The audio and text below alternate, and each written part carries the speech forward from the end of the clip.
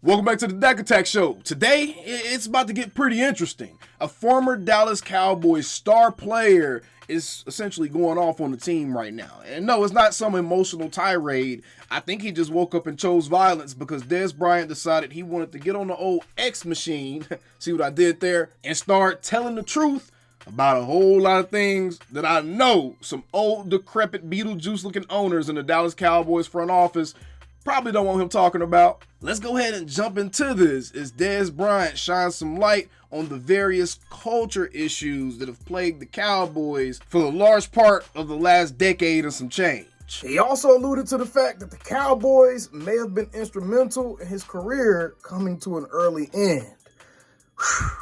He chose violence, y'all. If you want more Dallas Cowboys content and you're enjoying this video so far, be sure to hit that subscribe button and smash that like button for your boy. And let's go ahead and get right into this. I remember my first practice as a rookie with the Vets. I torched all of them, both cornerbacks fresh off Pro Bowls. I remember like yesterday. I had a real life Showtime mentality. Coach Garrett hated the swagger. I'll catch a one-hand pass in practice, and he would literally yell at me like I did it on purpose.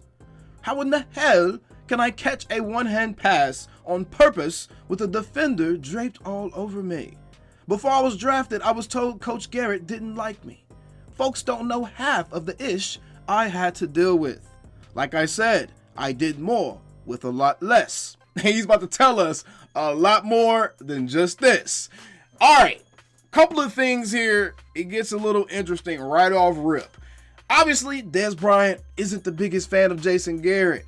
Jason Garrett wasn't the biggest fan of Dez Bryant. This not only showed from an optic standpoint, but it showed in the game log and the box scores as well. No wonder why the Dallas Cowboys' highly touted first-round draft pick in Dez Bryant didn't really get to see the field nearly as much as we would have wanted him to be on the field for his first couple of years in the NFL. He was having to battle against a coach who didn't like the way his version of competing looked. Now, there's a whole lot of stuff I'm sure the haters of Dez Bryant are willing to say about him, but there's a couple of things that you cannot deny about Dez Bryant. One, he is a ruthless and relentless competitor.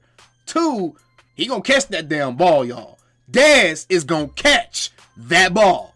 He caught it against Green Bay too, by the way. So while this may seem like a throwaway story from Dez Bryant, it kind of really makes you scratch your head a little bit and wonder, like, has this team been shooting its own self in the foot all these years? Have we been our own worst enemy all these years? Especially when you consider the fact that if you were to actually go and take a look at that 2010 Dallas Cowboys roster, and you take a look at the fact that Dez Bryant really didn't get a chance to play the way he should have. He played 12 games, only started 2 of them, first round pick. So usually you would see your first round picks get a little bit more burn than that, especially a wide receiver, especially when the starting receivers are an old Roy Williams who only caught 37 catches for 530 yards. Dez Bryant actually outperformed him that season, by the way, off the bench. And then Miles Austin, who caught 69 catches for 1,000 yards, which Miles Austin, I think that was like probably his best year in the league. That was a pretty decent year. But there was no reason that Dez Bryant should have been buried on the depth chart behind Roy Williams at age 29, and Dez Bryant is your first round draft pick. And there's no reason he shouldn't have had a chance to start more games than what he did. So, yeah. How about y'all fix this shit, Rich? You can actually take a look at how that season played out with the benefit of hindsight and see that Coach Garrett probably was holding a grudge against old Dez. We all know that Dez Bryant has been pretty vocal as it pertains to how the Cowboys have been treating CeeDee Lamb and Micah Parsons in regards to their contract negotiations. He's been one of the players that have been very outspoken about the fact that there's starting to be some dirt sheet action going on with these guys, and there's starting to be some under the cover slugs thrown at him, and he knows exactly who the culprit is, or at least he believes he knows exactly who the culprit is. And he thinks it's the front office. He responded to one of the messages from the previous post that I just read, and he said, I got a feeling this is somebody in the Cowboys organization writing me from their burner account. So check this. I overplayed my contract before I entered my 3rd year in the league. Back pay. I was dumb, and my support system was working with the folks who was negotiating me a BS deal. So I fired them all. I'll save the rest for the story for another time.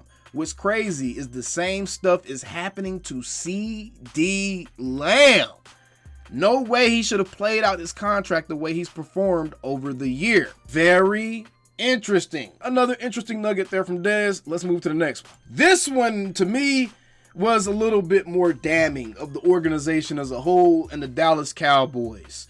Someone asked Dez, responding to his tirade of post this morning, did you get pushed to come back from the ankle injury in 2015 too soon? It seemed like you wanted to live up to the new contract and then had to have surgery on the problem ankle after the season ended. What was Dez's response? Yeah, I did. Julio did try to warn me not to go back out there. It's a whole story to all of this. I can't unfold it all on the internet. The disappointing part about this is the fact that, one, the Cowboys organization should be ashamed of themselves. They knew they had a player that was injured and not ready to go. There was no reason to rush them back on the field because at the end of the day, if you know a guy that's playing a position that relies on cutting and a lot of torque on the bottom half of his body, why would you send him back out there with a bad will? And before you try to say that NFL players are supposed to play through injuries and all that other stuff, man, we just seen as a Cowboys fan base, and a lot of us liked it, they let Tyron Smith not even practice last season because of his injury history. If Dez Bryant had an ankle injury like that, he shouldn't have been practicing. They should have tried to let him rest before the bye week. We see teams now managing guys and not allowing them to play at certain times so that way they can get to 100%. Especially with an injury that was bad enough or progressed to get worse to the point to where he had to get surgery in the offseason. I think the saddest part about that is 2015 essentially marked the beginning of the end of Dez Bryant's career. In 2014, he put up 1,300 receiving yards, played all 16 games as he did the year before, and caught 16 touchdown passes. 2015, the year in which we're discussing the ankle injury that the Cowboys rushed him back from, he only managed to play 9 games, only caught 31 balls for 400 yards, and by January, he opted to get surgery done on his ankle. You can see that Dez honestly never really bounced back from this injury. And to be honest, it's damning looking at this and understanding that the Dallas Cowboys are responsible for ending the career of their own star player. You see, this is information that we haven't necessarily heard before. We didn't know that the Cowboys rushed Dez Bryant back from his ankle injury. And now this gives me cause for pause because now I need to think about how I've been looking at guys like Terrence Steele, how I looked at a guy like Tony Pollard. Hey, look, I have my opinions and I have a lot of conviction in my opinions, but at the same time, I'm nowhere near prideful enough not to be able to take a step back and admit, hey, maybe I need to readjust the way I was looking at this, because with this kind of information coming out and looking at how Terrence Steele looked this season and looking at how Tony Pollard looked this season and understanding that these guys came back from these injuries probably a little bit too quickly. Now, I'm not so sure that it was their call. I'm not sure that they're the ones that want to go out there and sacrifice their body and put it on the line 100%. Now, I'm thinking that the Cowboys organization, being cheap again, just put their guys in a bad situation. They knew Tony Pollard was coming back from an injury. Why wouldn't they have someone else in place that can help split the load with him and make it easier for him to actually ease his way back into the game versus just throwing him out there as your lead back in week 1 after coming back from a lower body injury? Terrence Steele, he had a really down season compared to where we had seen him the last year or two. We also know he was coming back from an ACL injury. Was Terrence Steele truly ready? See, this right here just illustrates another point that the Cowboys front office doesn't take the necessary measures to not only protect their players, for one, from themselves at times, but two, protect their team and protect the goals of their team for that season. You see, stuff like that the casual fan may miss, but anytime you have a player that played for the same organization come out and shine light on some of the inner workings of how things may happen in the NFL, you gotta listen, at least a little bit, and Dez Bryant is giving us a mouthful here. He also had another post responding to a fan. I don't know about that though. My personal opinion is that y'all had the same amount of talent around y'all. Everybody knew the ball was going to him, and just like you, they couldn't stop him. They talk about Megatron, they were debating Megatron and Dez Bryant. Dez says, let's just end the conversation. It's art to football and it's clear you don't see it. They lined Megatron up all over the field. I didn't start doing any of that until my 6th year in the league. Now, I will say this. We have seen a little bit of growth from the Cowboys in this regard, because while that may have been an issue for Dez Bryant, we see that CeeDee Lamb got the opportunity to start moving all over the field a lot sooner than his 6th year in the league. And I'm glad that they did, because all this stuff that Dez is saying just lets me know that, yeah, Jason Garrett, Coach Clapp, Coach Clapp definitely was an impediment to the Cowboys' success during his time here. And regardless of all the positive attributes he may have brought to the team, from a strategic standpoint, from a culture building standpoint, Coach Garrett just seems like he wanted things to be his way too much and didn't want to think outside the box or allow his guys to really be comfortable in their own damn skin. All I heard here were missed opportunities. That's all I just heard, and it's unfortunate. I'm willing to bet there was a ton of meat left on the bone as it pertains to Dez Bryant's early career and the rest of his career, especially under Coach Jason Garrett. Because when you have a dude that's supposed to be going to war for you, wishing on your downfall, then it's damn hard to focus on the guy in front of you with the gun when there's also one pointing in your back. And then the last post I want to touch on from Dez Bryant this morning, last story because I can go on and on. One morning at Valley Ranch, I walked in the locker room and on the sign it said, "Rookies do not sit on the couches. You lucky you got a locker."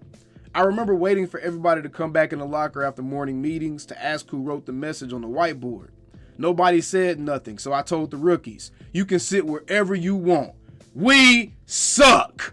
Exactly, Dez. Exactly, Dez. Bro, Dez Bryant is the type of voice and mentality that we need on this team, like, right now. He's the exact type of attitude and personality we need on this team right now because he's not afraid to tell it how it is. He's not going to be afraid to keep it a buck. He's not going to be afraid to dismiss all the silly glamour and glitz and the veteran hazing and all that foolishness, all the stuff that gets in the way of winning. Dez don't have any interest in that. From the very beginning, he's always been about competing, and that showed whether it was training camp, a regular season game, or a playoff game. You can never deny that Dez Bryant's top priority was always competing at a high level. You see, this little expose by Dez was very enlightening, and it really highlighted a lot of the issues that we as fans didn't really get to see, but we had an idea about. We all made conjecture, and we had thoughts about the fact that, man, something's wrong with this team. They're not focused.